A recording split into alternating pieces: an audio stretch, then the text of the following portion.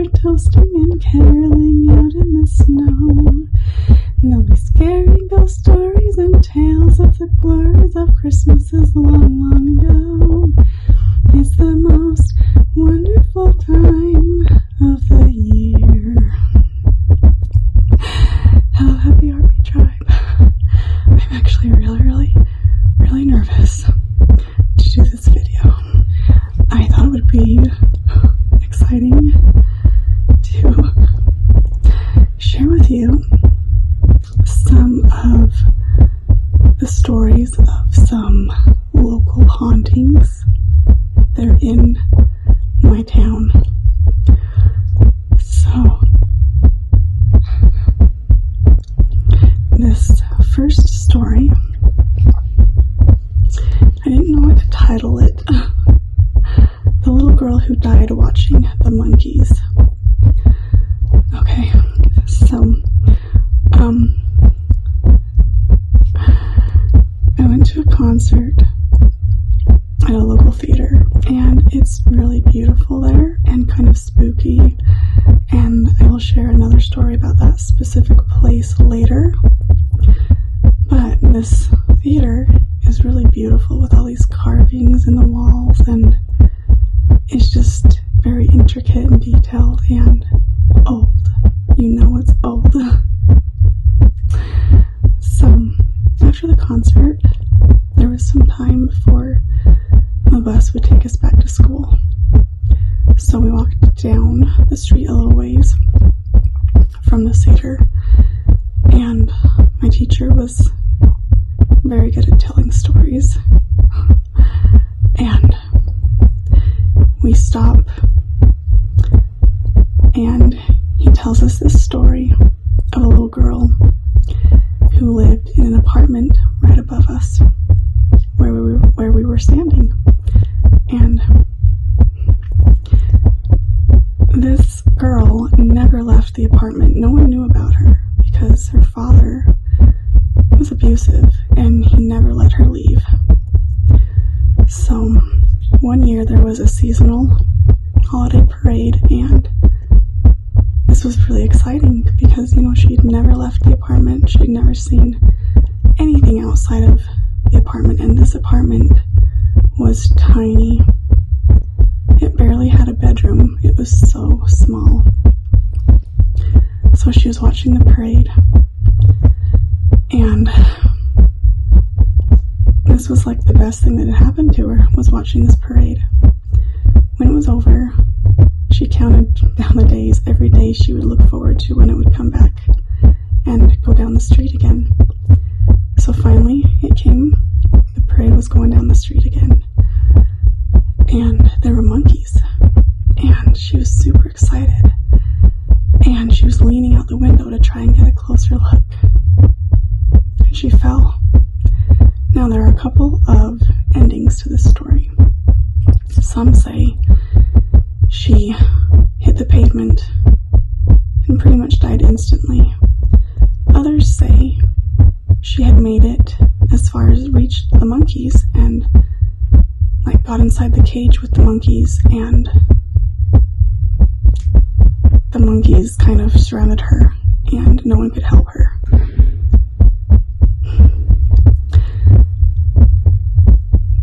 But now this apartment where she lived in is haunted, and my teacher finishes telling this story, and everyone's like spooked, and there's like so much silence, and all of a sudden they look up and the curtain is moving and someone peeks their head out the window. I just laughed because it was my brother. He was currently living in that apartment, and he talks about how he knew that she was there. She would unroll the toilet paper all the time. She would mess with their wall hangings, and they'd be crooked, and things would move. And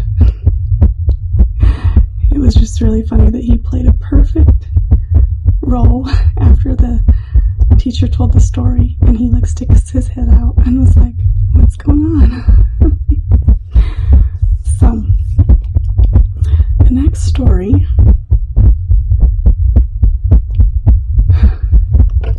is called The Weeping Woman.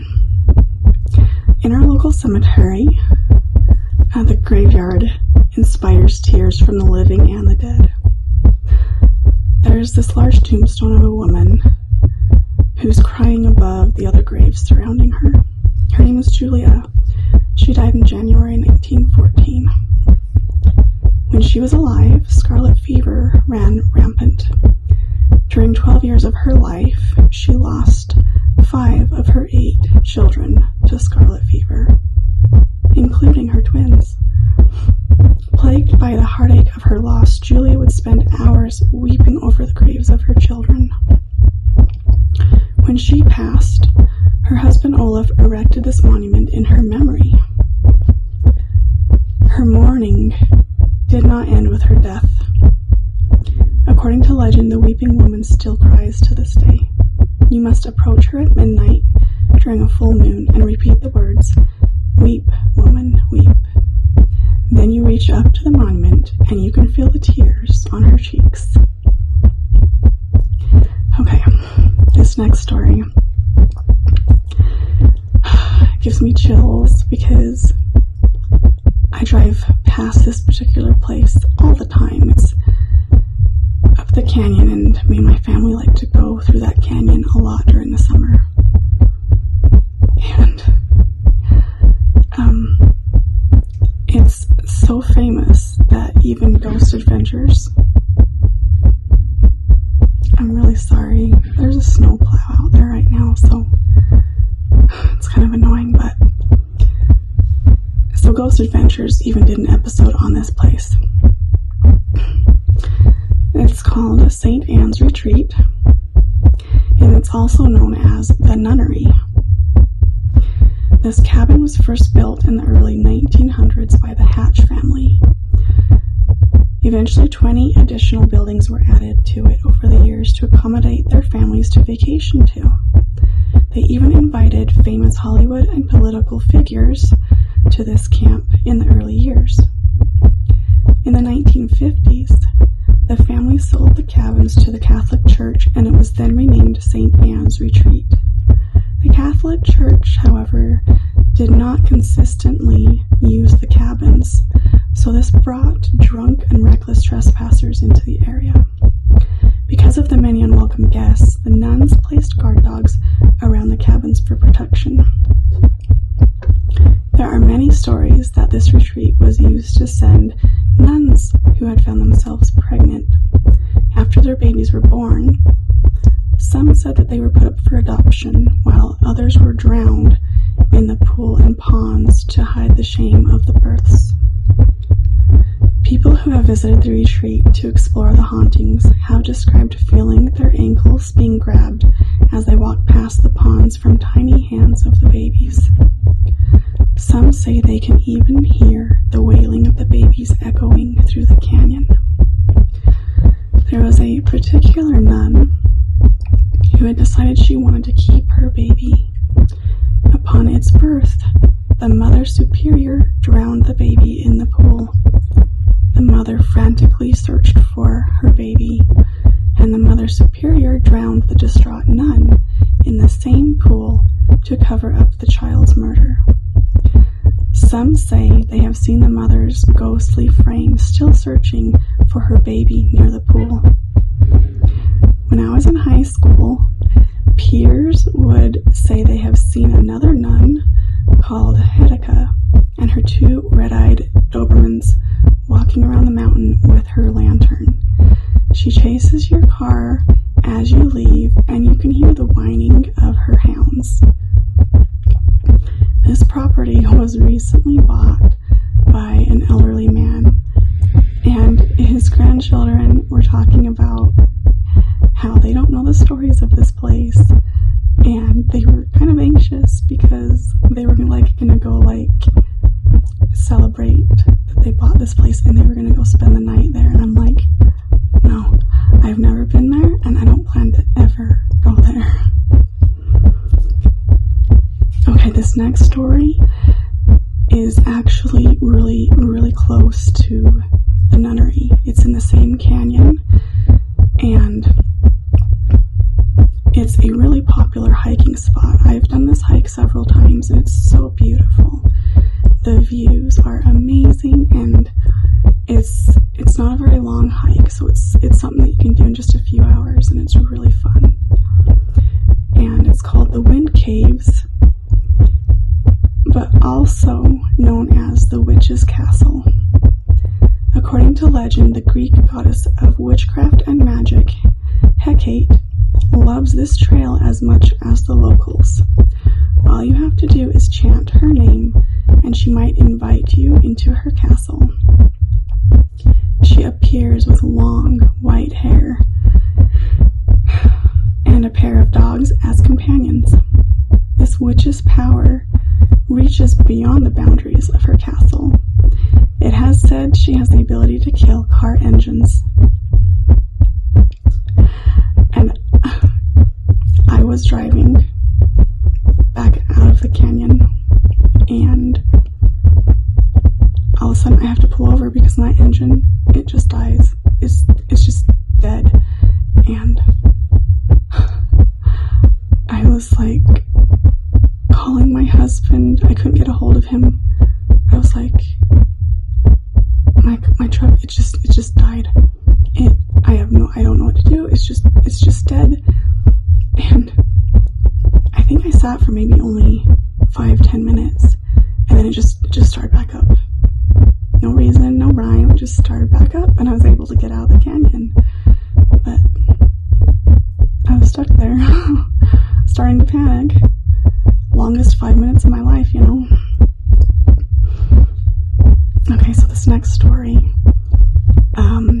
happened in that theater that I mentioned at the beginning of the video, the theater that I went to, and it's so gorgeous in there, and it's been a long time since I've been there, but I can remember it kind of has like pink walls, and there's just like angelic carvings and really, really beautifully detailed.